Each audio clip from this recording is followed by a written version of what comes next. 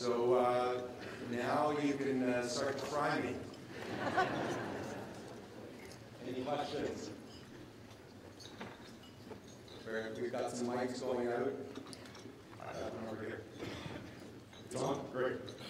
Rocco, my name is Lou Natali, and I have a question in regards to your City Builders Fund. I'd like to know the type of projects you envision this fund to be used for, and who would be making those decisions to which projects would be the funds be directed to, and how the private sector is going to be involved in this process. It's important for myself, my clients, and all this information. Thanks. Thank you, Lou. Well, I think that there are great projects that United Way, that Matrix, that others have already identified in the priority neighborhoods. And I would see a structure that's not driven by political decision-making. I would expect a board of the shareholders of those groups, including the private sector members who put up money into the matching funds, to provide those projects. But there is one set of projects that's very near and dear to my heart in those communities. As someone who grew up in East York and Scarborough, the lake wasn't my primary area of recreation. Taylor Creek Park was. If you live at Jane and Finch, you're not thinking about going to the beaches. You're thinking, as a parent, can I send my kids to play in Black Creek? And so we have an opportunity to build bridges to all Torontonians by taking advantage of this phenomenal asset which we have, which is the ravine system, that would help get kids out of gangs, off the streets, and into wonderful and helpful recreational play. Mr. Rossi, my name is Terry Donnelly. You mentioned yourself that one of the big challenges that the city faces is the escalating cost of labor. What tactics will you employ to help restore balance and deliver value back to the taxpaying citizens of Toronto? Well, thank you. As I said in my speech, first I think you have to lead by example. You can't ask others to sacrifice if you're not prepared to do so yourself. And that's why the salary cap and the freeze for my own salary, and I hope that council will follow. It doesn't have to be at the same level. It could just roll back the last increase of about 2.5%.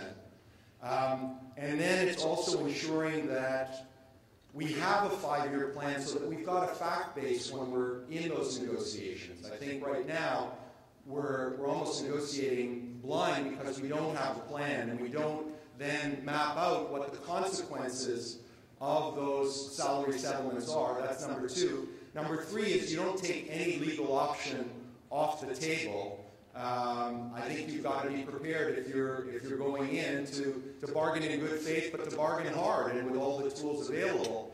And you need the additional creative and competitive tension of managed competition, of outsourced providers to keep the pressure on. I think at the end of the day, I want Toronto to continue to be an employer of choice.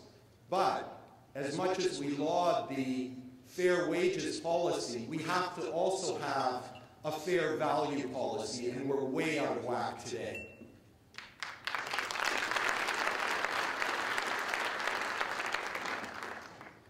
Mr. Rossi, what qualifications do you bring? What differentiates you from the other candidates in fixing the structural issues with the budget and the balance sheet of Toronto?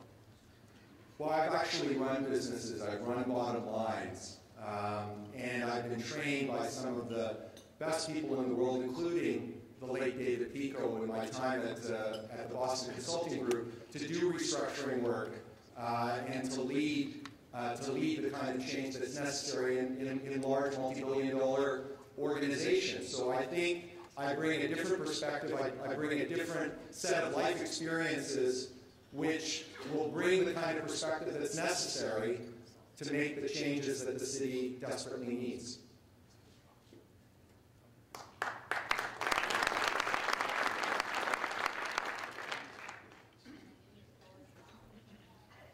Mr. Rossi, there is another question on your left here. I've got one on my right. But I'm ambidextrous. My name is Doris Lau. I have 2 questions for you. One is, where do you think you can balance the budget?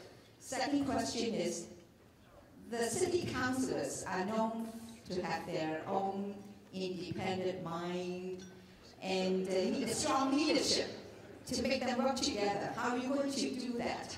Thank you. Two very difficult questions.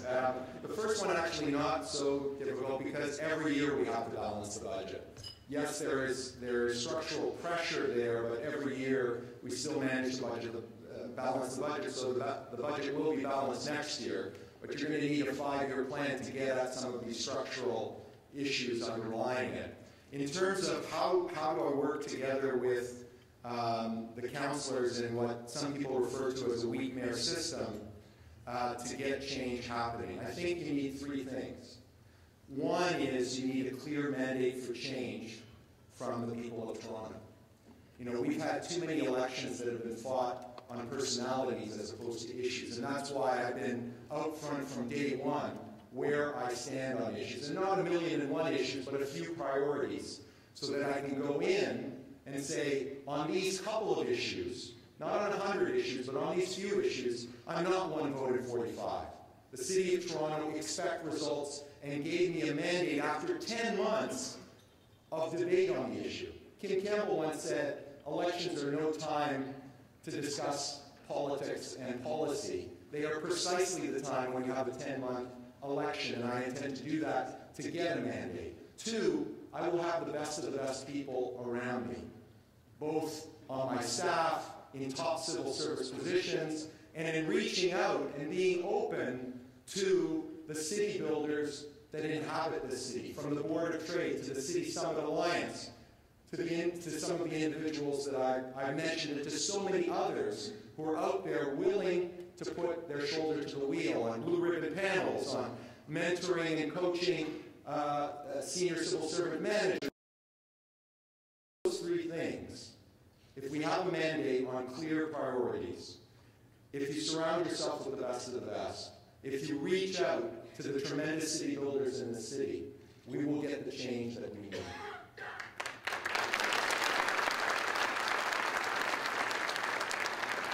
I think we have one final question right here.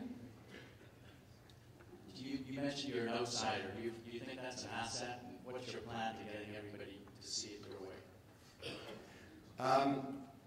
The short answer is yes, I do see it as an asset, because my question to you is, you've been dealing with professional politicians for a long time. How does it feel it's been going? And I was you know, and a teacher once told me that the definition of insanity is do the same thing every time and expect a different result. So there needs to be fresh perspective. But to be clear, while I've never held political office, I have been passionate about politics in the city since childhood. You know, I've involved myself in politics. I've helped to run campaigns. I've sat on the board of the United Way of Toronto. I've sat on other city boards. I've worked with tremendous people who've helped build this city. And so while I'm an outsider in that I'm not a professional politician, I am not an outsider. I am a 48-year insider in the city of Toronto, and I'm damn proud of it.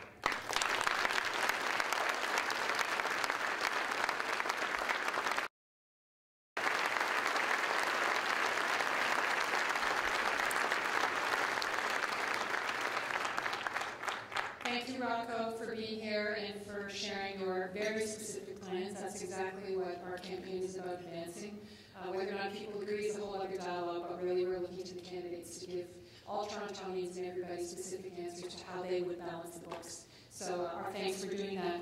Clearly your passion for the city is undeniable, your city building, what you want to do, and I think I actually heard, I wrote it down here, one of your many 6 words for Toronto, take Toronto to a better place.